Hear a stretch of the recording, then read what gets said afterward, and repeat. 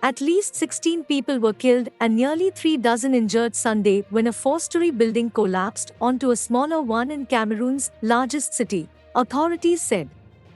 The casualty figures may be higher, said Samuel Diodon Ivaha Deboya, governor of Cameroon's littoral region, where the Douala is located. The city is west of the capital, Yaoundé. The governor said that rescue workers, assisted by Cameroon government troops, are still digging the wreckage to see if more bodies can be recovered. The military's fire brigade has been ordered to join the country's Red Cross and other rescue services in searching for survivors. Residents living in the Nogbon neighborhood where the incident took place said they are in shock. We heard people screaming and struggled to help some out of the wreckage, but could not do it with our spades and garden hose, said Gaspard Nopo, who lives near the collapsed buildings.